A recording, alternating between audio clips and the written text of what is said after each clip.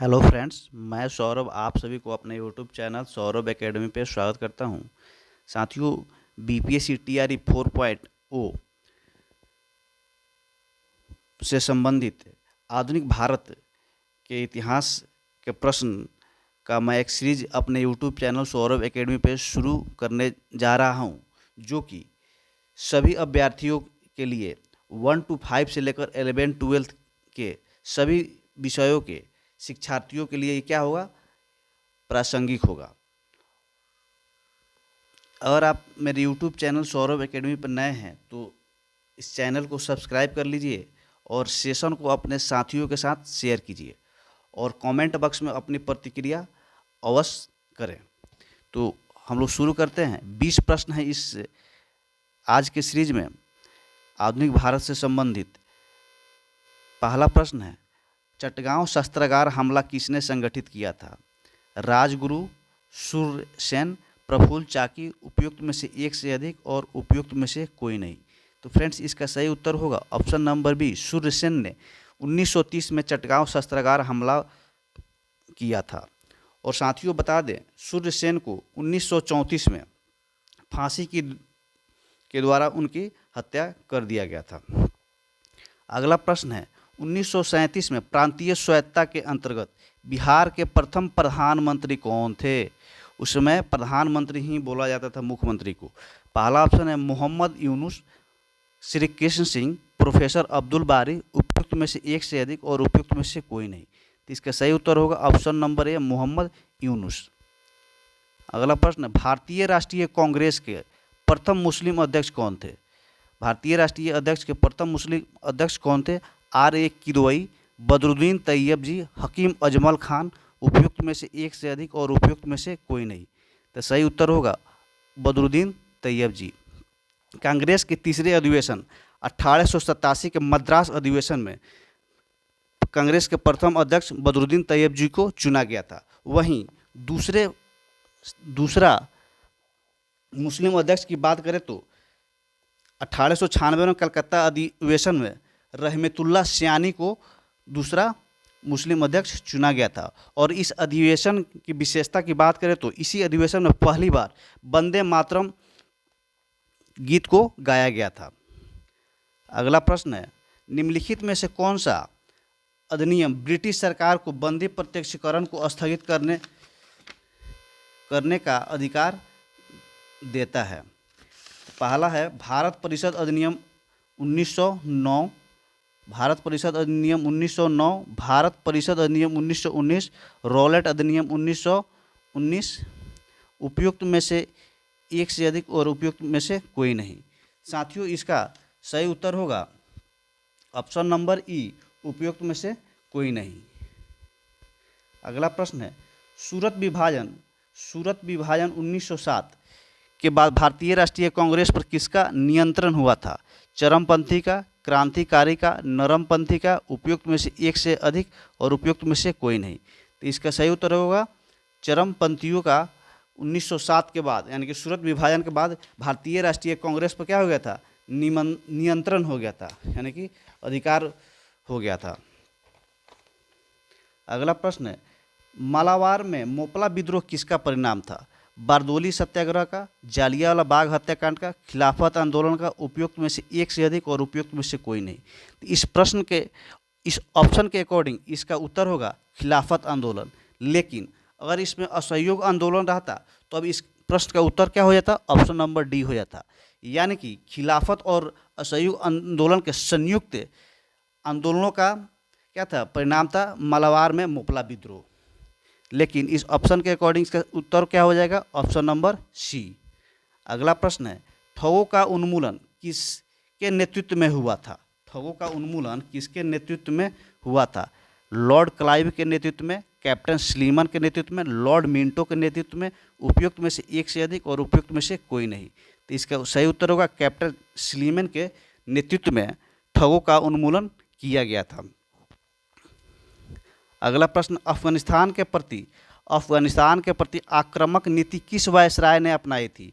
Lord Mayo, Lord Lytton, Lord Dufferin, उपयुक्त में से एक से अधिक, उपयुक्त में से कोई नहीं।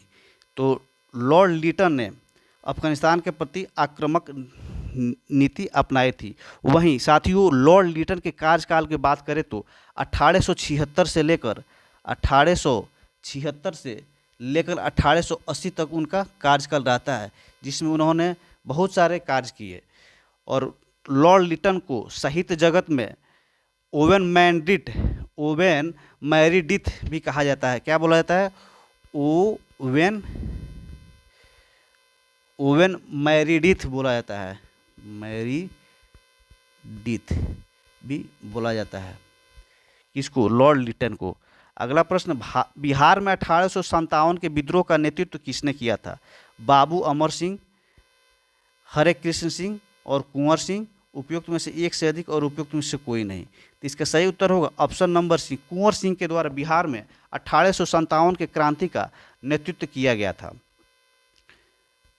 अगला प्रश्न, 1930 में महात्मा गांधी ने सविनय अवज्ञा आंदोलन कहाँ से प्रारंभ किया था? वार्धा से, दांडी से, सेवाग्राम से। उपयुक्त में से एक से अधिक और उपयुक्त में से कोई नहीं। तो इसका सही उत्तर होगा ऑप्शन नंबर बी, दांडी से महात्मा गांधी ने सविनय अवज्ञा आंदोलन का क्या किया था? प्रारंभ किया था। साथियों यहाँ पे हम लोग जानेंगे गांधी जी ने अपने 78 अनुयायियों के साथ साबरमती आश्रम से दांडी के लिए प्रस्थान किए, जो कि उन्होंने 6 अप्रैल 1930 को वहाँ पर पहुँचा। कब पहुँचा? 6 अप्रैल 1930 को कहाँ पर पहुँचा? उन्होंने साबरमती आश्रम पहुँचा। तत्पश्चात गांधी जी ने साबरमती आश्रम से ही तत्पश्चात उन्होंने गांधी जी ने दांडी से ही सविनय अवज्ञा आंदोलन का क्या कर दिया? आह्वान कर दिया। और 6 अप्रैल 1930 से क्या हुआ? सविनय अवज्ञा आंदोलन प्रारंभ हो गया। साथियों हम उम्मीद करते हैं आप लोगों को ये कंसेप्ट यहाँ पे पूरा क्लियर हो गया होगा। अगला प्रश्न की तरफ मूव करते हैं। भारत के विभाजन के समय भारतीय राष्ट्रीय कांग्रेस के अध्यक्ष कौन थे? जब भारत का विभाजन हुआ था उस समय भारतीय राष्ट्रीय कांग्रेस के अध्यक्ष कौन थे? तो जे.बी. कृपलानी, जवाहरलाल नेहरू, मौलाना अबुल कलाम आज़ाद। उपयुक्त में से एक से अधिक, उपयुक्त में से कोई नहीं। तो इसका सही उत्तर होगा ऑप्शन नंबर सी, मौलाना अबुल कलाम आज़ाद भारत के विभाजन समय भारतीय राष्ट्रीय कांग्रेस के क्या थे? अध्यक्ष थे। भारतीय राष्ट्रीय कांग्रेस के संस्थापक कौन थे? विलियम एडम, एओ ह्यूम, रास बिहारी बोस। उपयुक्त में से एक से अधिक और उपयुक्त में से कोई नहीं। तो साथियों इसका उत्तर होगा ऑप्शन नंबर बी, एओ ह्यूम ने 28 दिसंबर 1885 को 28 दिसंबर 1885 को गोकुलदास तेजपाल संस्कृत कॉलेज में, जो कि बम्बई में स्थित है, वहीं पे कांग्रेस की स्थापना किया था। यहाँ पे ध्यातव्य देने वाली बात यह है कि कांग्रेस के प्रथम अध्यक्ष बैमोस चंद्र बनर्जी थे, वहीं उसके महासचिव एओ ह्यूम थे। जब कांग्रेस की स्थापना किया गया था उस समय उसका प्रथम अध्यक्ष कौन थे? बैमोस चंद्र बनर्जी थे और उसका महासचिव एओ ह्यूम थे। अगला प्रश्न की तरफ हम लोग देखेंगे। स्वराज मेरा जन्मसिद्ध अधिकार है और मैं इसे लेकर ही रहूँगा। किसने यह स्टेटमेंट को दिया था? बिपिन चंद्र पाल, अरविंद घोष, बाल गंगाधर तिलक। उपयुक्त में से एक से अधिक और उपयुक्त में से कोई नहीं। तो इस वक्तव्य को बाल गंगाधर तिलक के द्वारा दिया गया था। साथियों बाल गंगाधर तिलक के द्वारा 2 महत्वपूर्ण उत्सव शुरू किया गया था। एक गणेश उत्सव जो कि 1893 में शुरू किया गया था, वहीं एक शिवाजी उत्सव शुरू किया गया था जो कि 1895 में शुरू किया गया था बाल गंगाधर तिलक के द्वारा। और इन्होंने एक महत्वपूर्ण लीग की स्थापना किया था जिसका नाम था होम रूल लीग, जो कि 1916 में बाल गंगाधर तिलक के द्वारा ही इसकी स्थापना किया गया था। अगला प्रश्न है, रविन्द्रनाथ टैगोर ने अपनी नाइटहुड की उपाधि किस कारण से त्याग कर दी? रविन्द्रनाथ टैगोर ने अपनी नाइटहुड की उपाधि किस कारण से त्याग कर दी? सविनय अवज्ञा आंदोलन के क्रूर दमन के कारण, भगत सिंह को फांसी दिया गया तो उसके कारण, जालियांवाला बाग हत्याकांड कारण। उपयुक्त में से एक से अधिक और उपयुक्त में से कोई नहीं। तो सही उत्तर होगा ऑप्शन नंबर सी, जालियांवाला बाग हत्याकांड के कारण। साथियों रविन्द्रनाथ टैगोर को 1915 में ब्रिटिश सरकार के द्वारा नाइटहुड की उपाधि से सम्मानित किया गया था। लेकिन उन्होंने जालियांवाला बाग हत्याकांड को के कारण, जो कि 13 अप्रैल 1919 को हुआ था, उन्होंने इस उपाधि को क्या कर दिया, फिर से वापस लौटा दिया। अगला प्रश्न है, भारत सेवक समाज की स्थापना किसने की थी? लाला लाजपत राय, बिपिन चंद्रपाल, गोपाल कृष्ण गोखले, उपयुक्त में से एक से अधिक और उपयुक्त में से कोई नहीं। तो इसका सही उत्तर होगा गोपाल कृष्ण गोखले ने 1904 ईस्वी में इस पुस्तक को बांग्ला में लिखा था। 1904 में इसको प्रकाशित किया था, और किस में लिखा था? बांग्ला में, यानी बंगाली में उन्होंने लिखा था।